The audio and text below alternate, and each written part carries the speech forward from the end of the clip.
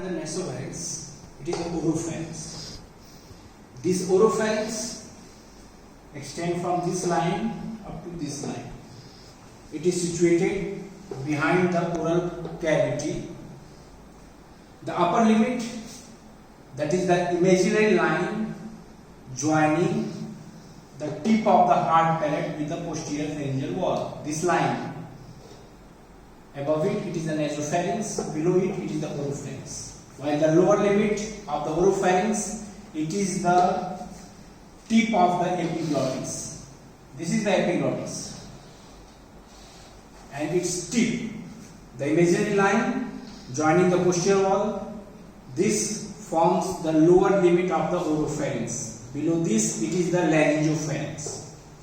This oropharynx, the posterior wall, it is supported by the second, third and the part of the fourth cervical vertebra along with the intervertebral disc and retropharyngeal space. It forms the posterior limit, posterior boundary of this oropharynx.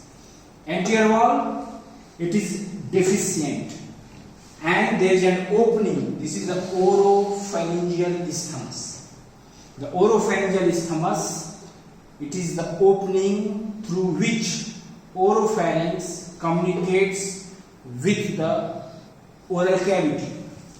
Now the superior wall, if we see the superior wall, it is the soft palate, the under surface of this soft palate along with this opening. This opening, it is the pharyngeal isthmus. There are two isthmus, it is the oropharyngeal and it is the pharyngeal.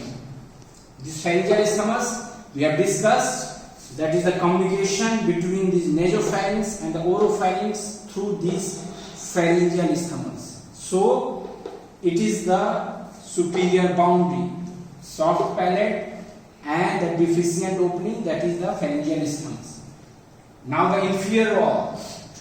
Inferiorly, this oropharynx is continuous with the laryngopharynx.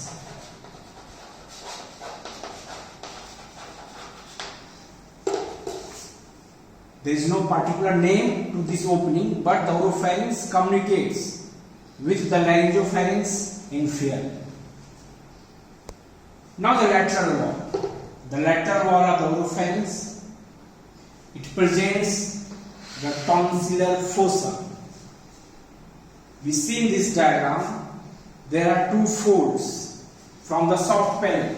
One is anteriorly and one is the posteriorly. It is the soft palate and this is the tongue. These are the two folds coming from the soft palate to the dorsal 1/3 of the tongue. The anterior fold, it is known as the palatoglossal arch. Not confused with the upper fold. It is the salpingo-palatine and the salpingo-pharyngeal fold. They are the salpingo coming from the tube. And this is the palato because they are coming from the soft palate. The anterior fold, it is the palatoglossal arch. And this palatoglossal arch has the muscle. It is the extrinsic muscles of the tongue. It is the palatoglossus muscle.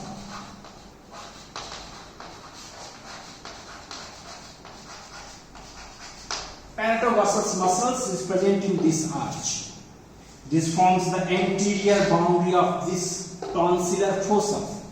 While the posteriorly, this is the palatopharyngeal fold. And this arch has the muscles of the pharynx. It is the palatopharyngeal muscles. Palatopharyngeal muscles. So we have the two names of the longitudinal muscles of the pharynx. One is the salpingopharyngeus that comes from this tube, and the second, it is the palatopharyngeus that comes from the under surface of the soft palate, and they form the arch. That arch, palatopharyngeal arch. So on the lateral wall of this oropharynx, there is the tonsillar fossa, important features, and in tonsillar fossa, it is the tonsil that tonsil, it is the palatine tonsil.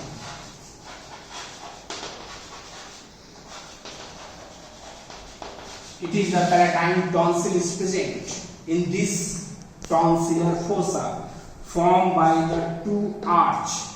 Base is formed by the tongue, and this palatine tonsil is present on the lateral wall of this oropharyngeal isthmus. Now, if you see the diagram, there is a circle, this circle. It is the palatine tonsils, tuber tonsils, and pharyngeal tonsil. And then another tonsil present, dorsal surface, posterior 1/3 of the tongue. That tonsil is known as the lingual tonsil.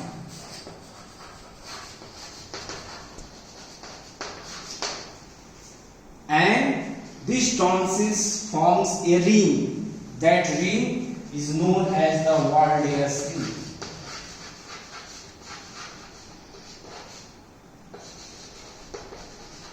Waldeus ring.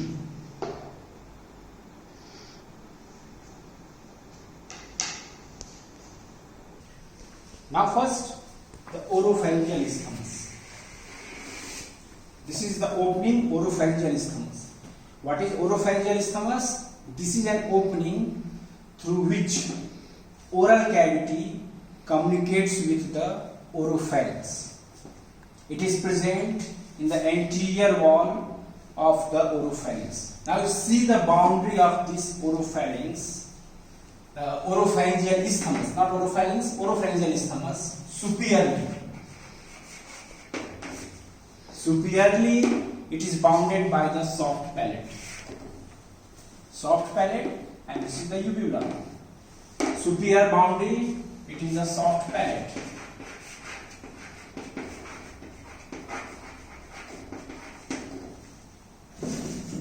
Now the inferior boundary. This is the inferior boundary, it is the tongue divided into anterior 2/3 and the posterior 1/3. So, inferiorly.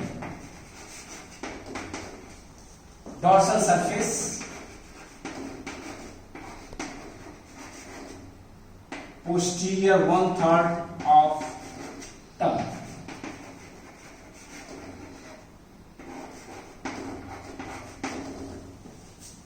This part, that is the dorsal surface of the posterior 1/3 of the tongue, it forms the inferior boundary of this oropharyngeal isthmus. This is the superior, this is the inferior. Now on the lateral side, laterally it is bounded by the palatoglossal arch. That is the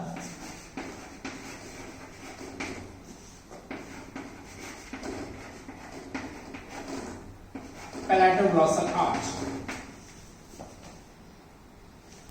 In this diagram, this is the palatoglossal arch. This is the palatoglossal arch. The palatoglossal arch contains this fold. Arch has the muscles, that is the palatoglossus muscles.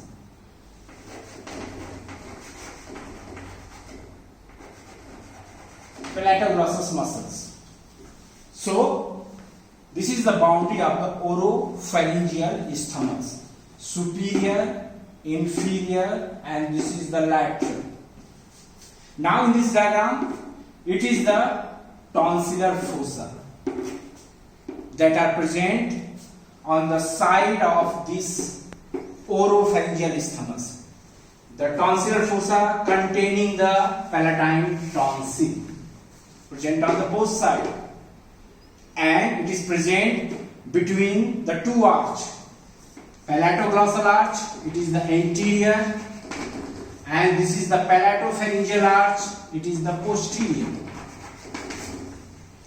Palatoglossal arch containing the palatoglossus muscles, extrinsic muscle of the tongue, while the palatopharyngeal arch contains the palatopharyngeus muscles, muscles of the pharynx. And this fossa, tonsillar fossa, contains the palatine tonsils. Now, the oropharynx has also the following folds and space are present. In this diagram, it is anteriorly, it is the tongue. Tongue, it is the dorsal end of the tongue. While posteriorly, it is the epiglottis. Epiglottis. Now, there are three folds that connects the epiglottis with the tongue. Two are present on the lateral side. These are the lateral folds. These are known as the lateral glossoepiglottic fold. It is the lateral that connects the epiglottis from the tongue. It is a fold. Now, one fold is present in the midline. It is a single in number. This is the median glossoepiglottic fold. So there are three folds, two lateral and one median glossoepiglottic fold connects the epiglottis with the tongue. And between these two folds there is a fossa, space. This space is now known as the vallecula. It is the vallecula situated between the tongue and the epiglottis, between the median and the lateral. Median and the lateral. There are two sides, two valleculae, median and the lateral glossoepiglottic fold. These valleculae are present, and these are the fossa, space between the tongue and the epiglottis.